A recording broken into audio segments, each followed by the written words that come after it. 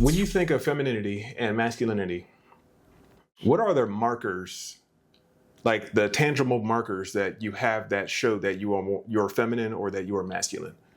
What comes to mind every single time, as far as femininity goes, is child rearing. That's a marker. Yeah. It can get complicated, but that's a marker. What do men have? Like, what does masculinity have that where if I was to obtain this or have this or show this, that it would prove masculinity? Dinner on the table. Yeah, right? Money in the bank account. Exactly. A Strong mortgage. muscles. And so it's this... A burn pit in the backyard. Pick up. And it's this gender role nonsense, but if you come up short of these gender roles, I think this is what leads into that conversation that we were having earlier about just this violence of men. Yeah. How do you display that? How do you display masculinity? By standing up tall, trying to... It's even goes into my time in the military. I would say modern masculinity is probably... I would say it's based off of the military. Interesting. Protecting. Yeah. Providing. Giving the ultimate sacrifice. And so what happens if you fall short? If you're a young man, you fall into depression. Yeah. You could maybe become more aggressive to try to overcompensate for your shortcomings. What would you say? Just the high rates of suicide. Successful, yeah, high rates of successful suicide. Like 30s, 40s. Yeah, and so the thing that's been in my head is I don't know if it's societal expectations, but as long as I've been alive, I remember having this deep-seated fear or like this paranoia that as a man or as a boy or as a male, I can be called upon to to sacrifice my life or my well-being. Like it's an expectation. If there's somebody breaks into the house. If there's an emergency or something like that, there's like this expectation that I'm the man's here, whatever. And it's a lot of times, or sometimes it's been empowering, but a lot of times, especially as a kid, it's been fear-inducing. Like I'm afraid to be in certain situations, or I'm afraid that I won't be able to step up, or I won't be able to meet that expectation or be able to fulfill that gender role. Yeah. And that's the crux of this kind of thinking, because I wonder like how common it is. And it makes me think of just the sentiments that are out there about masculinity and about being a man, man up, protect, provide, and all that, even to include the bullshit. And I often wonder, how does that become internalized by young boys and men? Well, it's interesting because I took my senior seminar last semester, and one of the topics a student did was like looking at fraternities, and like there was because I guess like the saying for a lot of fraternities is like making men men. Mm-hmm. And then in my brain, I was like, and making women worry. But like, yes. But like what, and it was, he was kind of like unpacking, like, what does that even mean? What does it mean to be a man? Blah, blah, blah. And then like, yeah, because women, we're taught that we have to stay home and do the domestic duties and blah, blah, blah. And then men go off to war and like fight in combat I never like considered that kind of pressure. Like I think about the pressure of being a breadwinner. Mm-hmm. I think about, which then makes me think of like TLC's No Scrubs. And like, you know what I mean? Yeah. Like if you are broke and struggling, like women don't want you. And yeah, that's like. And I'm not general. I don't want to generalize anything like that. But I feel like a lot of, I've even seen it from a lot of progressive women where if there is, I don't know, if a guy rubs them the wrong way, not like, hey baby, nothing stupid like that, but like if we're having a cordial conversation, whatever, but if I do something that will kind of set you off or that you don't like or whatever, the first instinct is to attack the masculinity. Is to say like, oh, you don't sound very strong, or like, man, you sound very soft right now, or like, why don't you man up and like use your big, things of that nature. Dry your eyes. Yeah, and so it's like, I'm against that unless you piss me off. Then all of a sudden, boom, we can attack that. I guess for the pod, this is what I mean when I say that everybody suffers under patriarchy, because it's these gender roles, it's these superficial rules that we're all governed by, and that are constantly changing, constantly moving, changing over time, which is what the definition of. And people are constantly trying to halt that. Yeah.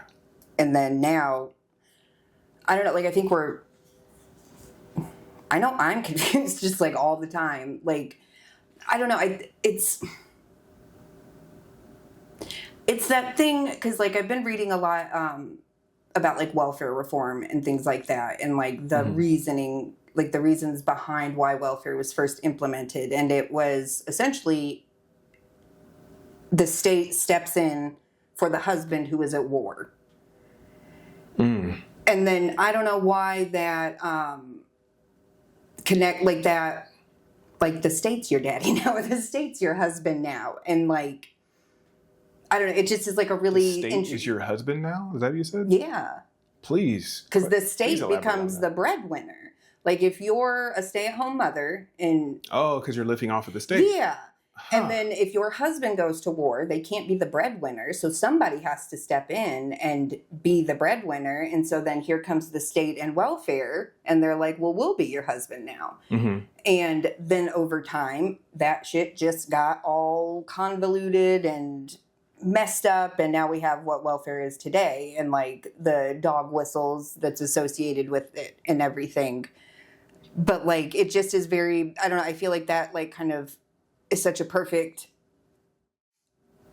way to describe the patriarchy that we live under. Like, if a man's not going to be coming in and taking care of us, well, then the state will step in, and that's terrifying. It's horrible, man. And it's funny because like explaining welfare that way, welfare in it of itself completely goes against the American ideal of the bootstrap philosophy or complete independence, because you're dependent on the state. Yep. But that it all exists for yeah. And then nobody wants to I feel like it is still talked about that like it's because people aren't getting married. It's because we're having more single mothers and blah blah blah, but nobody's looking at the bigger shit. Like, who can afford to have a child right now? Like, who can even afford rent, like, for themselves? And so, like, nobody, well, a lot of legislators, they don't want to talk about that shit. They're like, nope, you just need to get tied to a man and everything will be fine. And then even still, when people do get off of welfare and public assistance and all of that stuff, it's not like they're middle class. Like, they're just above, like, they're so poor now that they have less because they don't qualify for anything that was helping them live or, get by. And I guess it just goes to show how pervasive poverty is, but really reinforcing how important I would say sociology is. With complete bias, I'll say that. But even deeper than that, it shows how important critical thinking is, because you can then see the underlying systems beneath all of that stuff. And it's not just like, oh, you're just a welfare queen and because you're lazy and you don't want it. Like, do you really believe these people don't want What do you think they're doing with existence? $400 a month? You think they don't want to live you think people don't want to live in a nice place and be able to take care of themselves and not have to depend on anybody else and not be not have their entire livelihood upended because of decisions of people who make 10x, 20x more than they do, who live far away? Yeah. Come on, man, get out of here. Like, I know as a single parent who relies on a lot of those social programs to feed my children and all of this, especially because I'm in school and because I'm in sociology. And like I get very nervous, like with these new reforms that are happening, like cutting kids off of food assistance at 14. I have an almost 12-year-old. Like, I'm probably not going to be any wealthier in 2 years. You know what I mean? Like, putting caps on Section 8 vouchers, like 2-year caps or whatever. You can't, you can't save, like, you can't become middle class in 2 years. No. And it's still unless you blow up online. Right. Exactly. And that's and rent's incentive. not lower. Like, groceries aren't cheaper. Like, nothing's changed other than now you just don't receive those social, or you don't receive that assistance, and nobody knows where they go after that. Like, where are these people at that are no longer in the welfare system, right? Like, it's not like they're off, like, just living it up. Like, where have they gone? Because they're still struggling probably, only now they don't have those social programs to help them barely get by. Yeah.